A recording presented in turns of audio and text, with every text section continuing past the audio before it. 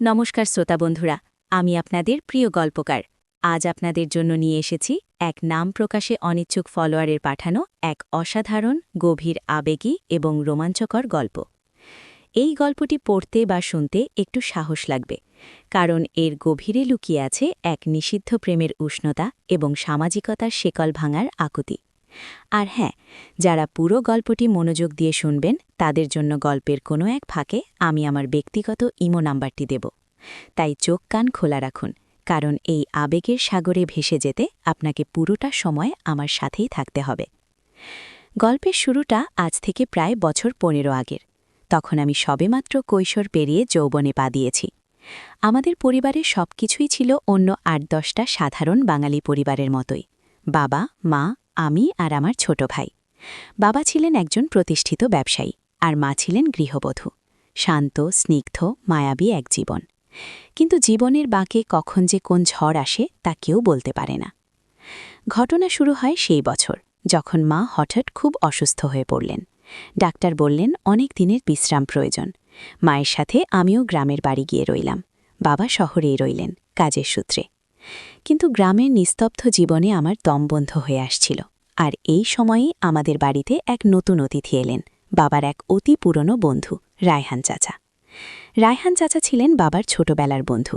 প্রায় মাসখানেক আগে তার স্ত্রী মারা গেছেন, তাই বাবা তাকে আমাদের গ্রামের বাড়িতে এসে থাকার জন্য আমন্ত্রণ জানিয়েছিলেন। রায়হান চাচা ছিলেন আমার বাবার ঠিক উল্টো। বাবা যেমন ছিলেন শান্ত, ধীরস্থির, রায়হান চাচা ছিলেন তেমনই উদ্ভাসিত, হাসিখুশি এবং খানিকটা বাউন্ডুলে স্বভাবের। তার মুখের হাসিটা ছিল ইনফেকশাস, আর চোখের দৃষ্টিতে ছিল এক অন্যরকম দীপ্তি। প্রথম দেখাতেই তাকে আমার একটু ভয় ভয় করলেও বাবার মুখে তার অনেক গুণের কথা শুনে ধীরে ধীরে সহজ হয়ে গেলাম। প্রথম কয়েকদিন সবকিছুই স্বাভাবিক ছিল। আমি মায়ের দেখাশোনা করতাম, আর রায়হান চাচা বাড়ির আশেপাশে ঘুরে বেড়াতেন, পুরনো দিনের কথা বলতেন। তার কথায়, আচরণে কোনো কিছুই অস্বাভাবিক ছিল না। কিন্তু সময়ের সাথে সাথে মায়ের অনুপস্থিতির নিস্তব্ধতা আর গ্রামের একঘেয়ে জীবনে আমার মনটা যেন একটু অন্যরকম হতে শুরু করল। আর এই সময়ে রায়হান চাচার প্রতি আমার মনের মধ্যে এক নতুন অনুভূতির জন্ম নিল। প্রথম দিকে আমি সেগুলোকে কেবলই বন্ধুর প্রতি স্নেহ বলে মনে করতাম, কিন্তু যত দিন যেতে লাগল ততই আমি বুঝতে পারছিলাম এটা কেবল স্নেহ নয়, এটা অন্য কিছু। রায়হান চাচার উপস্থিতি আমার জীবনে এক নতুন রং নিয়ে এসেছিল। তার হাসি খুশি মুখ, তার প্রাণবন্ত কথাবার্তা, তার চোখের সেই দীপ্তি, সবকিছুই আমাকে আকর্ষণ করতে শুরু করল। আমি লক্ষ্য করতাম তিনি যখন বাড়ির বাইরে যেতেন তখন আমার মনটা কেমন আনচান করত, আবার যখন তিনি ফিরতেন তখন এক অদ্ভুত ভালো লাগায় আমার বুক ভরে যেত। আমার বয়স তখন মাত্র 17। আমি তখনও বুঝতাম না এই অনুভূতিগুলোর নাম কি। কেবলই বুঝতাম রায়হান চাচাকে দেখলে আমার বুকের ভেতরটা কেমন ধুকপুক করে ওঠে। তার কণ্ঠস্বর শুনলে আমার সারা শরীরে যেন এক বিদ্যুৎ খেলে যায়। আমি প্রায়ই তাকে দেখতাম। তিনি যখন বাগান দেখতেন বা পুকুর পাড়ে বসে থাকতেন তখন তার চোখে মুখে এক অদ্ভুত বিষণ্ণতা খেলা করত। তার সেই বিষণ্ণতা আমাকেও ছুঁয়ে যেত। একদিন বিকেলে আমি পুকুর ঘাটে বসেছিলাম। মা তখন ঘুমোচ্ছিলেন, আর রায়হান চাচা নাকি চা খেতে গেছেন। পুকুরের জল তখন শান্ত, সবুজ। আমি নিজের মনেই আনমনা হয়ে বসেছিলাম। হঠাৎ করেই আমার মনে হলো কেউ যেন আমার দিকে তাকিয়ে আছে। আমি চমকে উঠে তাকালাম। দেখি রায়হান চাচা। তিনি কখন এসে দাঁড়িয়েছেন আমি খেয়ালই করিনি। তার হাতে ছিল একটা দেশি গোলাপ, লাল টকটকে। তিনি আমার দিকে এগিয়ে এসে শান্ত গলায় বললেন, এই ফুলটা সুন্দর, তাই ভাবলাম তোমাকে দিই। তার মুখের হাসিটা ছিল একটু অন্যরকম। সেই হাসিতে যেন কিঞ্চিত অভিমান, কিঞ্চিত মুগ্ধতা মেশানো। আমি ফুলটা নিতে গিয়েও থমকে গেলাম। আমার হাত কাঁপতে শুরু করল। তার চোখের দিকে তাকিয়ে আমার মনে হলো তিনি যেন কত কিছু বলতে চাইছেন, কিন্তু পারছেন না। তিনি আমার সামনে এসে দাঁড়ালেন। আমাদের মধ্যে দূরত্ব তখন সামান্যই। আমি তার উষ্ণ নিঃশ্বাস আমার মুখে এসে লাগছে বলে অনুভব করতে পারছিলাম। আমার বুকের ধুকপুতানি তখন আরও বেড়ে গেল। আমি চোখ তুলে তার দিকে তাকালাম। তার চোখে তখন এক অদ্ভুত সম্মোহন। সে চোখে আমি যেন আমার নিজের প্রতিবিম্ব দেখতে পেলাম, কিন্তু সেখানে এক অন্য আমি, যে এই প্রথম এক নিষিদ্ধ অনুভূতির মুখোমুখি হয়েছে। তিনি আলতো করে আমার হাতটা ধরলেন। তার হাতের স্পর্শে আমার সারা শরীরে যেন এক বিদ্যুৎ প্রবাহ বয়ে গেল। আমি কি করব কিছুই বুঝতে পারছিলাম না। আমার ভয় করছিল, কিন্তু সেই ভয়ের চেয়েও বেশি ছিল এক তীব্র আকর্ষণ, এমন আকর্ষণ যা আমাকে ঠেলে দিচ্ছিল এক অজানা গহ্বরের দিকে। তিনি আমার মুখের দিকে তাকিয়ে রইলেন। তার চোখে মুখে এক অদ্ভুত দ্বিধা। তিনি কি কিছু বলতে চাইছেন? না, বলছেন না, শুধু তাকিয়ে আছেন। সেই দৃষ্টিতে ছিল এক অব্যক্ত আকুতি। আমার মনে হচ্ছিল তিনি যেন এই প্রথম আমাকে এমনভাবে দেখছেন। আমার ভেতরের সব দ্বিধা, সব ভয়কে ছাপিয়ে তখন কেবলই তার উপস্থিতি আমাকে গ্রাস করছিল। আমার মনে হচ্ছিল সময় যেন থমকে গেছে। পুকুরের পাড়ে সেই বিকেলের ম্লান আলোয় আমরা দুজন তখন এক অন্য জগতে। তার হাতের স্পর্শ আমার ত্বকে এক নতুন অনুভূতির জন্ম দিচ্ছিল। আমি চোখ বন্ধ করে ফেললাম। সেই মুহূর্তে আমার কেবলই মনে হচ্ছিল এই স্পর্শ, এই অনুভূতি, এই যেন এক অন্য জগতের। হঠাৎ তিনি আমার হাতটা আলতো করে ছেড়ে দিলেন। আমার সারা শরীর যেন শিথিল হয়ে গেল। আমি চোখ খুলে তাকালাম। তিনি আমার দিকে তাকিয়ে হাসলেন। সে হাসি ছিল বড়ই অদ্ভুত। সেখানে কি কোনো বেদনা ছিল, নাকি কোনো পরিতৃপ্তি? আমি বুঝতে পারলাম না। তিনি বললেন, তোমাকে দেখে মনে হচ্ছে তুমি খুব একা। তার এই কথাগুলো যেন আমার ভেতরের সব অব্যক্ত অনুভূতিকে এক লহমায় প্রকাশ করে দিল। আমি তার দিকে তাকিয়ে রইলাম।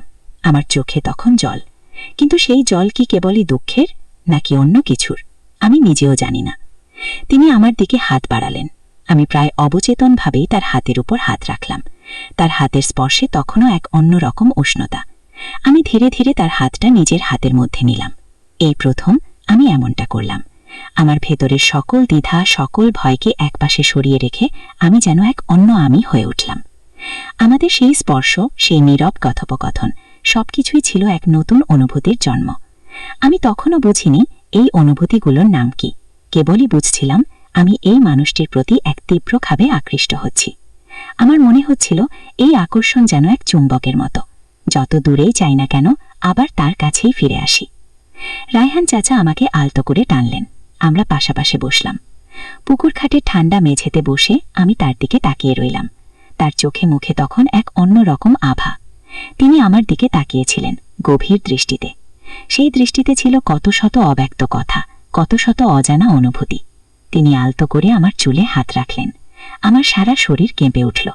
তার এই স্পর্শ আমার মনে এক নতুন দোলা দিয়ে গেল। আমি চোখ বন্ধ করে ফেললাম। তার হাতের স্পর্শে আমি যেন হারিয়ে যাচ্ছিলাম।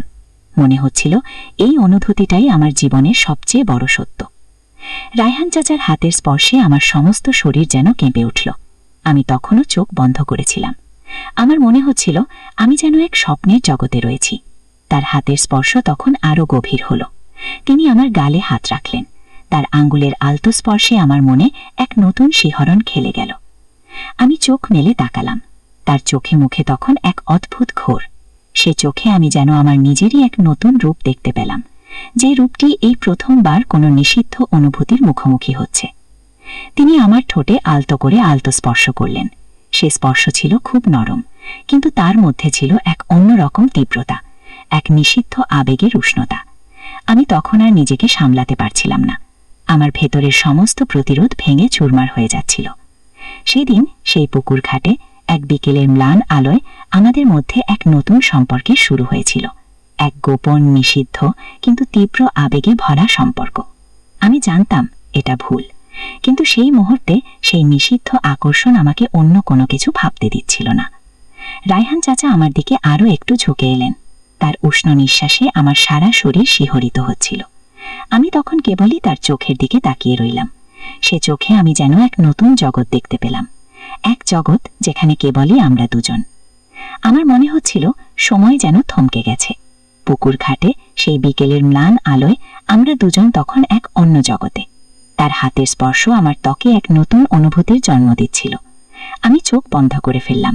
সেই মুহূর্তে আমার কেবলই মনে হচ্ছিল এই স্পর্শ, এই অনুভূতি, এই যেন এক অন্য জগতের। রায়হান চাচা আমার দিকে আরও একটু ঝুঁকে এলেন। তার উষ্ণ নিঃশ্বাসে আমার সারা শরীর শিহরিত হচ্ছিল। আমি তখন কেবলই তার চোখের দিকে তাকিয়ে রইলাম। সে চোখে আমি যেন এক নতুন জগৎ দেখতে পেলাম, এক জগৎ যেখানে কেবলই আমরা দুজন। আমার মনে হচ্ছিল সময় যেন থমকে গেছে। পুকুর ঘাটে সেই বিকেলের ম্লান আলোয় আমরা দুজন তখন এক অন্য জগতে। তার হাতের স্পর্শ আমার ত্বকে এক নতুন অনুভূতির জন্ম দিচ্ছিল। আমি চোখ বন্ধ করে ফেললাম। সেই মুহূর্তে আমার কেবলই মনে হচ্ছিল এই স্পর্শ, এই অনুভূতি, এই যেন এক অন্য জগতের। রায়হান চাচা আমার দিকে আরও একটু ঝুঁকে এলেন। তার উষ্ণ নিঃশ্বাসে আমার সারা শরীর শিহরিত হচ্ছিল। আমি তখন কেবলই তার চোখের দিকে তাকিয়ে রইলাম। সে চোখে আমি যেন এক নতুন জগৎ দেখতে পেলাম, এক জগৎ যেখানে কেবলই আমরা দুজন। রায়হান চাচার হাতের স্পর্শ তখন আরো গভীর হলো। তিনি আমার চিবুক ধরে আলতো করে আমার মুখটা তুললেন। আমি চোখ মেলে তাকালাম। তার চোখে মুখে তখন এক অদ্ভুত ঘোর।